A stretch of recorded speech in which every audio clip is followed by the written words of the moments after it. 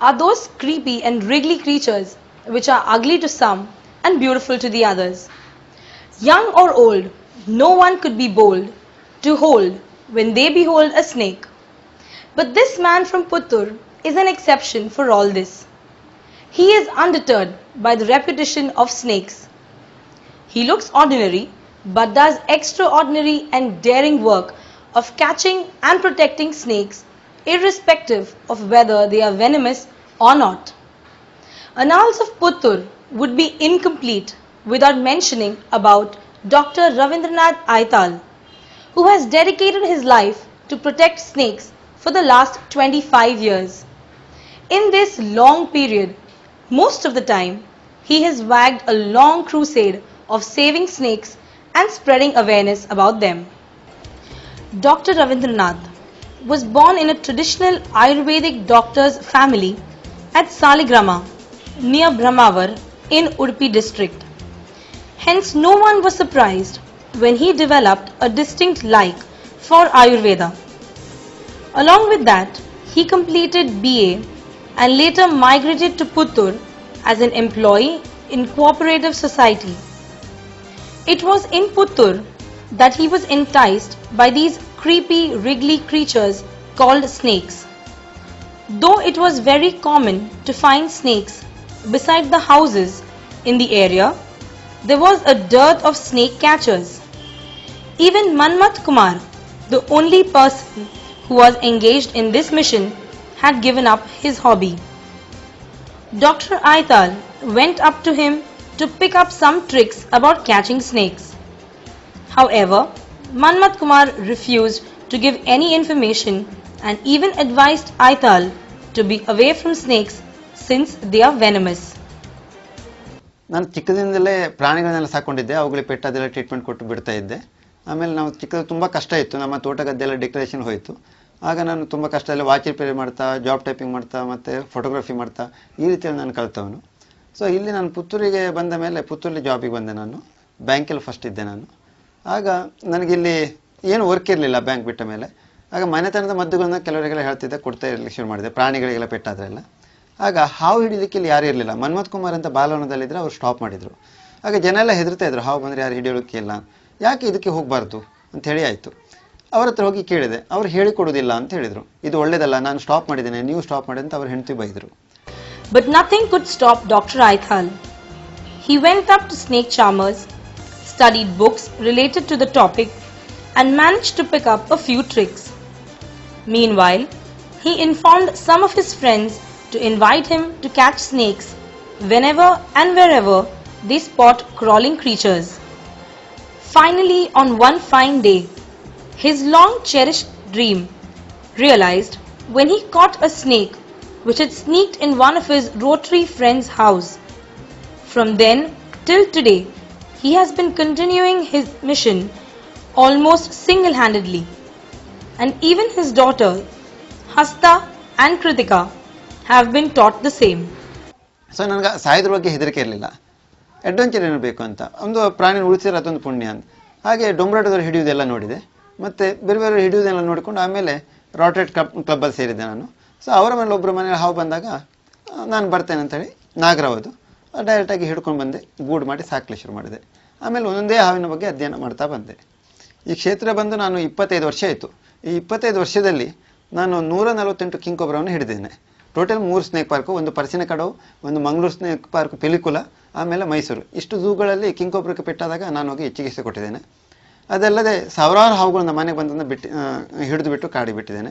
ಅಲ್ಲದೆ ಸಾವಿರಾರು ಮೊಟ್ಟೆಗಳು ಬೇರೆ ಬೇರೆ ಕಡೆ ಸಿಕ್ಕಿದ್ದನ್ನು ನನಗೆ ತಂದು ಕೊಡ್ತಿದ್ರು. ಯಾವ ಮೊಟ್ಟೆ ಅಂತ ಗೊತ್ತಿಲ್ಲ, ನಮಗೆ ನಾಗರವಿದ್ದಾರೆ, ನಮಗೆ ಶಾಪ ಬರ್ಬೋದು, ಹೆದರಿಕೆ ಅಂತ. ಅಂಥದ್ದೆಲ್ಲ ನಾನು ಕೃತಕ ಕಾವು ಮಾಡಿ ಮರಿ ಮಾಡಿ ಬಿಡ್ತಾ ಇದ್ದೇನೆ. On the other hand, though he has studied homeopathic medicine system but has continued to practice Ayurvedic, he goes around in the taluk delivering lectures, creating awareness about snakes, medicinal plants, etc. He is on a mission to create awareness among people about the snakes. In a way, he is not a savior of snakes, but even of the medicinal plants. ಕಿರುತೇಗು ಅಂತ ಹೇಳ್ತಾರೆ. ಇದನ್ನೇ ಕೆಲವು ಕಡೆ ನಿರುವಿಷ ಅಂತೂ ಕರೀತಾರೆ. ಇದು ಸಾಮಾನ್ಯ ಎಲ್ಲ ಹಾವಿನ ವಿಷಕ್ಕೂ ಇದರ ಬೇರು ಉಪಯೋಗ. ಲಿಂಬೆಹುಳಿ ರಸದಲ್ಲಿ ಅರೆದು ಸೇವಿಸುವಂತಹದ್ದು. ಇದರಲ್ಲಿ ಸ್ವಲ್ಪ ಬಿಳಿ ಬಣ್ಣದ ಹೂ ಬರುತ್ತೆ, ಇನ್ನೊಂದು ಸ್ವಲ್ಪ ನೇರಳೆ ಬಣ್ಣದ ಹೂ ಬರುತ್ತೆ. ಸಾಮಾನ್ಯ ನೋಡಲಿಕ್ಕೆ ತೇಗದ ಎಲೆ ಹಾಗೆ ಇದೆ, ಆದರೆ ತೇಗದ ಎಲೆಕ್ಕಿಂತ ಚಿಕ್ಕದು. ಎಲೆ ದಂಟಿನಲ್ಲಿ ಕೆಲವೊಮ್ಮೆ 3 ಎಲೆ ಇರುತ್ತೆ, ಕೆಲವೊಮ್ಮೆ 2 ಎಲೆ ಇರುತ್ತದೆ. ಇದು ದೊಡ್ಡ ಮರ ಆಗುವುದಿಲ್ಲ, ಸಾಮಾನ್ಯ ಪೊದರು. ಹೆಚ್ಚಾಗಿ ಶೋಲಾ ಫಾರೆಸ್ಟ್ ಅಂತ ಹೇಳಿದ್ರೆ ಸಾಮಾನ್ಯವಾಗಿ ಕುರುಚಲು ಗಿಡ ಬೆಳೆಯುವಲ್ಲಿ ಜಾಸ್ತಿ ಇರುತ್ತೆ. ತುಂಬ ಥಿಕ್ ಫಾರೆಸ್ಟಲ್ಲಿ ಇದು ಕಂಡುಬರುವುದಿಲ್ಲ. ಈಗ ನೋಡ್ತಿರೋದು ಅದರ ಕಾಯಿ. ಸಾಮಾನ್ಯವಾಗಿ ವರ್ಷದಲ್ಲಿ 2 ಅಥವಾ 3 ಸಲ ಹೂವನ್ನು ಬಿಡ್ತದೆ. ಈಗ ನೀವು ನೋಡ್ತಾ ಇರುವಂತಹದ್ದು ನಾಗಾರ್ಜುನಿ. ನಾಗಾರ್ಜುನಲ್ಲಿ 2 ವಿಧ, ಒಂದು ಗಿಡ, ಒಂದು ನೆಲದಲ್ಲಿ ಹಬ್ಬಿಕೊಂಡು ಹೋಗುವಂತಹದ್ದು. ಅದರಲ್ಲಿ ಈಗ ನೀವು ನೋಡುವುದು ನೆಲದಲ್ಲಿ ಹಬ್ಬಿಕೊಂಡು ಹೋಗುವಂತ ನಾಗಾರ್ಜುನಿ. ಇದನ್ನ ಸಣ್ಣ ನಾಗಾರ್ಜುನಿ ಅಂತ ಕರೀತಾರೆ. ಇದು ಮುಖ್ಯವಾಗಿ ಕನ್ನಡಿ ಹಾವಿನ ವಿಷಯದಲ್ಲಿ ಅಂದರೆ ರಸಸ್ ವೈಪರಿನ ವಿಷಕ್ಕೆ ಅತಿ ಪ್ರಾಮುಖ್ಯತೆ. ಈ ದಂಟನ್ನು ಕಟ್ ಮಾಡಿದಾಗ ಬಿಳಿ ಬಣ್ಣದ ಹಾಲು ಬರೋದು ಕಾಣ್ತದೆ.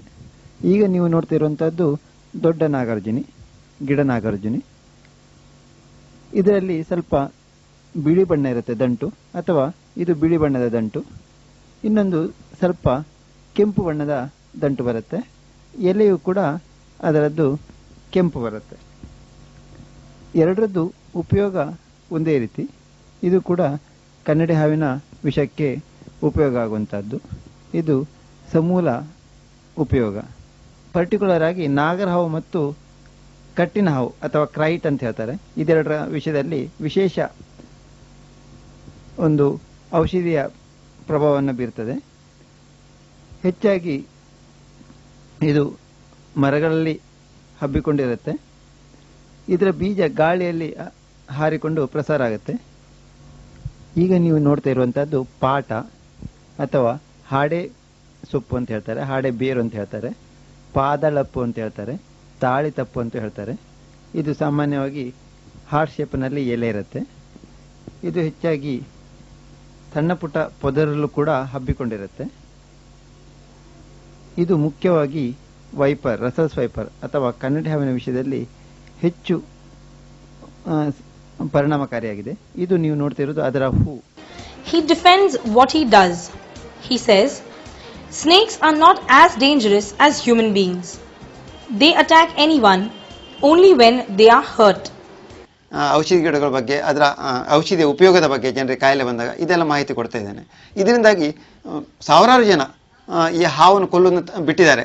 ಐತಾಳರು ಹೇಳಿದ್ದಾರೆ ಇದು ವಿಷಯ ಇಲ್ಲ ಅಂತ, ನಾವು ಕೊಲ್ಲುವುದಿಲ್ಲ, ಸೊ ಇದು ಇರಬೇಕು ಅಂತ ಹೇಳೋ ಒಂದು ಇದಕ್ಕೆ ಬಂದಿದ್ದಾರೆ, ಕೊಲ್ಲೋದು ಬಿಟ್ಟಿದ್ದಾರೆ. ಅದೇ ರೀತಿಯಲ್ಲಿ ಔಷಧಿಗಳು ಕೂಡ ಇದೊಂದು ಔಷಧಿ ಆಗುತ್ತೆ ಅಂತ ಐತಾಳರು ಹೇಳಿದ್ದಾರೆ, ಇದು ಉಳಿಸಬೇಕು ಅಂತೇಳಿ ಬೆಳೆಸ್ತಾ ಇದ್ದಾರೆ. ಅಂದಾಗಿ ನಾನು ಈ ಕ್ಷೇತ್ರ ಬಂದ ಮೇಲೆ ಸಾವಿರಾರು ಹಾವುಗಳು ಉಳ್ಕೊಂಡು, ಹಾಗೆ ಸಾವಿರಾರು ಗಿಡಮೂಲಿಕೆಗಳು ಉಳ್ಕೊಂಡು, ಅದು ನನಗೆ ಸ್ಯಾಟಿಸ್ಫ್ಯಾಕ್ಷನ್ ಇದೆ. Collecting food for snakes is also a challenging job for him. One can't directly go to market and purchase food for snakes. Even the food pattern of snakes is an interesting one. A total of 60 lizards, 20 rats, 2 rat snakes, 4 chickens, 20 chicks and 20 eggs are necessary for him to look after these snakes. One can bring chicken and eggs from the farm. What about lizards and rats? Dr. Aital is moving here and there around Puttur to catch the lizards and rats. One can feel it strange by looking at his catching style of lizards. Meanwhile, he is purchasing rat snakes from snake catchers. Rat snake is the food of king cobra. To purchase chicken and eggs and rat snakes, he has to undergo heavy expenditure.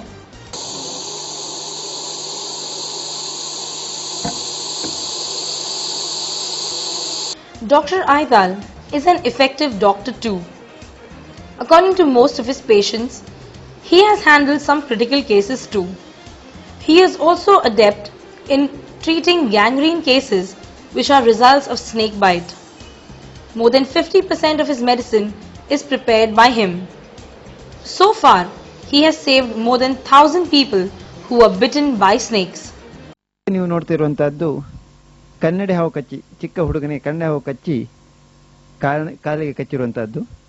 ಅವನಿಗೆ ಕಾಲಿನ ತೊಡೆ ತನಕ swelling ಇರುವುದನ್ನು ನೀವು ಗಮನ ಇಟ್ಟು ನೋಡ್ಬೋದು. ಇವನಿಗೆ ಕಿಡ್ನಿ ಫೇಲ್ ಆಗಿ ಮೂತ್ರ ಹೋಗದೆ ಆಸ್ಪತ್ರೆಯಿಂದ ಬಂದಿರುವಂತಹದ್ದು.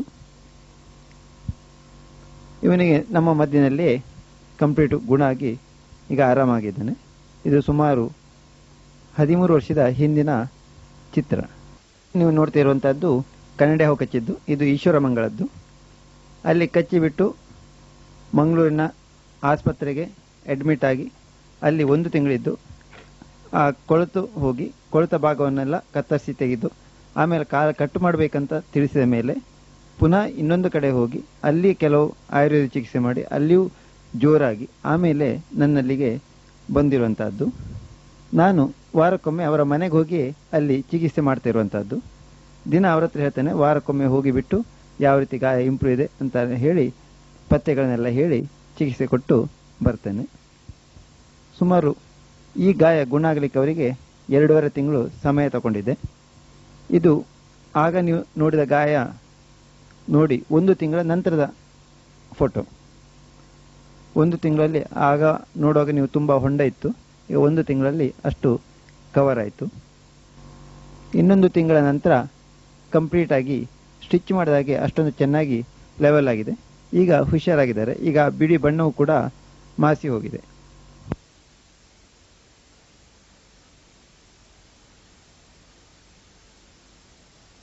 ಕಾಲೆಲ್ಲ ಕಪ್ಪಾಗಿದೆ, ಅಲ್ಲಿ ಗುಂಡಿರೋದು ಕಾಣ್ತದೆ. ಕ್ಯೂರ್ ಆದ ನಂತರ ಮಾಮೂಲಿ ಆಗಿರುವಂತಹದ್ದು ಕಾಣಬಹುದು. ಇವನು ಬಂಟ್ವಾಳದವನು.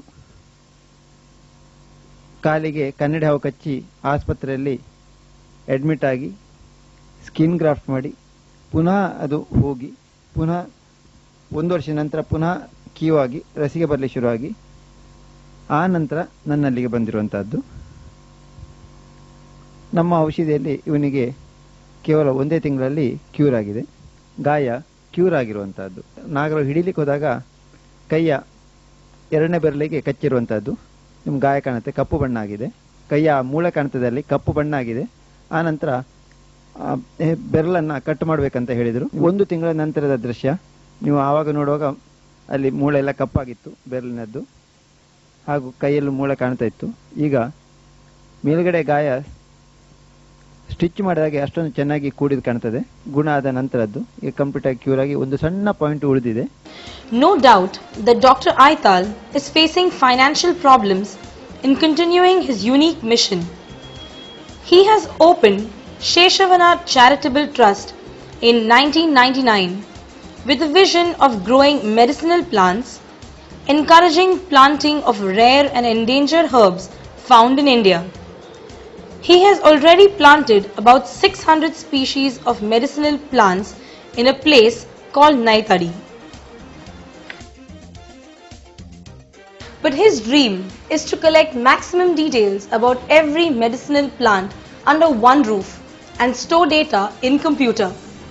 Providing medicinal plants for those interested in growing them is also one of the objectives of Dr. Aital. However charming and enticing it is, all of us cannot do what Dr. Aital does. But surely, each of us can contribute in our way to support and continue his mission so that rare species of snakes and even plants do not only remain in history books for our future generations. This is Flavian Quadras along with cameraman Austin Pinto for TV Daiji World.